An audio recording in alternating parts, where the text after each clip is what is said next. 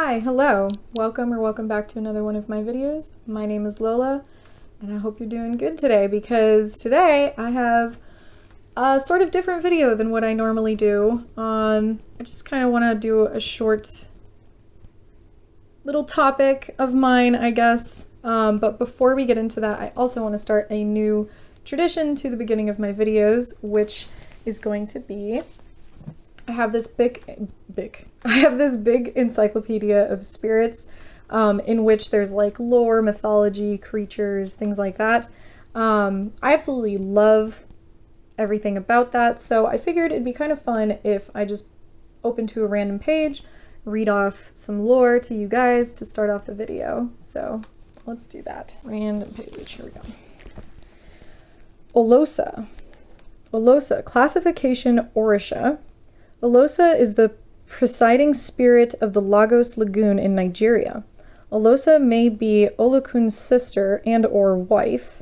She may or may not be Yamaya's child. She is the guardian of fish and marine creatures. Olosa is invoked for abundance, prosperity, and fertility. Olosa is the spirit of the lagoon, and she is the lagoon. When an Olosa is angry, the water overflows its banks. Her lagoon is treated as a dump site for industrial and domestic waste and is now very polluted. Manifestation. She has long hair and a body shaped like a woman but covered in fish scales. Ooh. Spirit allies. Olokun, Yewa, and Yamaya. Colors blue and white. Number 5. Creature. Crocodiles are her messengers. Sacred site, Lagos Lagoon. Temples were dedicated to her along its shores. Altar, Olosa's domestic altar should reproduce the lagoon aura. Offerings were traditionally brought to the shores of the lagoon where they were collected by crocodiles and brought to Olosa. Offerings, candles, coral, clean up her lagoon. Yeah, clean that shit up. Images of fish, crocodiles, and other marine creatures. Hand mirrors, elegant hair combs. Cool. All right, well, that was Olosa. All right, now getting into today's video, it's as the title says, it's the book series that I will never read. Or, not that I will, like, never, ever read, but that I am not very keen on wanting to read. A lot of these are going to have the same reasons, but, like, slight changes to it. Anyways, I'm gonna get right into it. So the first series that I'm never, ever going to read is The Lord of the Rings. I'm sorry. I'm very sorry, and a lot of people who love books are going to tell me, fuck you, for the reason why I'm not going to read this series, and it's, I watch the movies. I watched the movies so many times, as a kid, as an adult, and I've been told that the movies actually reproduce the books pretty well. Of course, there are details that are missing, but I'm never going to read the series. I just feel like if I were to read the series, all I would see are the movies, and I would probably get bored. And in that note, another series I will never read because of the movies that I've watched is Harry Potter. Now, Harry Potter is a little different because I remember I had a friend who was really into it when I was like 10, and she like read all the books, and she would read books super fast. I am not a fast reader, so I remember being very jealous of her all the time. But she told me to read them. She like lent me her books, and I tried reading them, and I just couldn't get into it because I'd watched all the movies, and I was like, I already kind of know what happens, and I'm really not interested in knowing the details of what happens in these books, because as I was reading it, the style, I guess, wasn't really gripping me. Again, I was 10 years old. Maybe I could try it again as an adult, but I'm not interested in doing that. So yeah, I'm really sorry to you people who love The Lord of the Rings, who love Harry Potter, and think that the books are so much better than the movies, which they most likely are, but the movies did such a good job, like, replicating the books into film that I'm just like, meh, I'm not that interested in it. And in my defense, I did try reading the Harry Potter series, but I didn't get into it. I'm sorry. And in that same vein, Game of Thrones, never gonna read these books. When the TV series came out, my husband and I had a friend who read the first couple books and he got us to watch the show because he was super excited for it. And we ended up really liking the show. didn't really like how the show ended, but our friend kind of told us, like, well, the books aren't really finished yet. So when I heard that, I was like, nah, fuck this series. Fuck this book series. Because at first I was like, maybe I want to read the books for, like, more details and everything. But then when I heard that the series wasn't even finished, like, the book series wasn't even finished, and that George R.R. Martin hasn't even, like, said that the last book is even going to come out, I guess. I don't know. I don't keep up with any of that shit. But no, Game of Thrones is a book series I will never read. I'm sorry. I just am not interested in reading books that are never apparently going to be finished. And I also just, like, already watched the show. I was disappointed by the show. I don't know. I just, yeah, not interested. All right, this one should not come as a shocker if you have watched any of my previous videos. Twilight. I'm never fucking reading those books. I did watch the movies. My whole history with Twilight is that at the time, I was reading Hunger Games. And I read Hunger Games because I read Susan Collins' first book series, which was Gregory the Overlander, or the Underland Chronicles.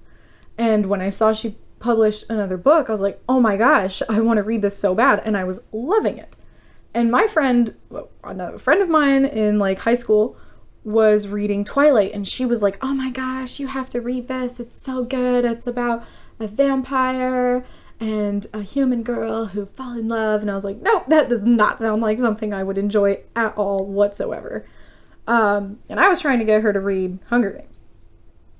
Then the movies came out, and she forced me to go watch those movies, and I hated them. They were awful. I hated them. I watched all of them because she wanted to watch them all.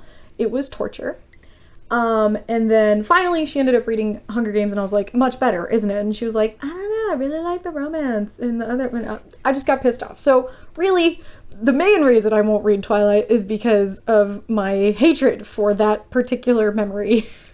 But also because the movies were just so awful, and I can only imagine the books being worse. And I've heard that a lot of what's written in those books is pretty triggering when it comes to, like, consent problems and people not listening to each other.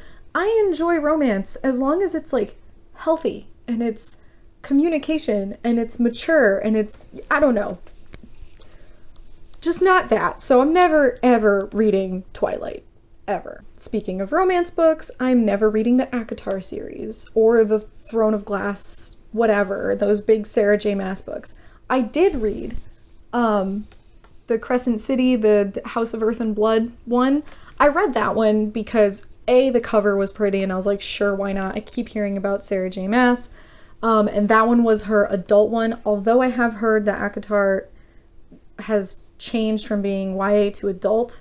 But still, I read that one, and I've heard so many people say that ACOTAR is basically the same thing as this one, except more angst, more drama. So basically I was like, okay, so it's like a copy paste, except this one is maybe a little more mature. I enjoyed that book thoroughly. I had such a fun time reading it, but I didn't love it. Like, I didn't think it was phenomenal. And I sure as hell am not going to read a whole entire book series of like 700-page books that is basically about fairies trying to fuck each other. So I'm good. I'm okay. I'll stick to that series maybe. Personally, I read that book and I was like, this is a good standalone. And then someone said that it's going to be a series, and I'm like, I don't know if I want to read the next book. Like, I like how this ended. Anyways, never reading ACOTAR. I just really feel like it's going to be most of the same stuff. And I'm good. One series is good for me. And finally, the last series that I will never read that is like really popular. I'm mostly talking about like really popular ones here. I guess I should have said that. But the next series that I will never read is The Shadow and Bone. I don't know if it's a duology or if it's like an actual series. I don't know. But I only heard about it because I saw the Netflix show was coming out, and I was looking through BookTube, and all like recent videos were all about Shadow and Bone and about the books and about how much people really like the books. and I looked into it. I was like, okay, it's YA. I don't typically read YA. It's not something I veer towards a lot, though I will read it if like I'm interested in the general plot of it. But because the show was coming out, I was like, I'm not gonna have enough time to read these books before the show comes out. Then I watched the show and I liked it. Didn't love it though. For reasons that were very clearly because it's clearly a YA show for YA books. Like, it just, I don't know, I watched it and I was like, yeah, I think I like the show. And a lot of people said the same thing about Shadow and Bone that a lot of people said about Lord of the Rings, where they did a good job of translating the books into a show, where a lot of the fans of the books were very pleased with how the show did. And I was like, okay, well, if that's basically what the books are, I'm not that interested in the details. Like, I'm good. I feel like the show was good enough for me. And again, when I say that I'm not going to pick up these books at all because I already watched the show, that's not necessarily true. It's just that they're not a priority. They're not on my TBR. They're not books that, like, I'm going to actively set a time to read the whole series. But I do want to say, for all of you who are probably like, okay, well, if she's seen the movies or the shows, then she's not going to read the books.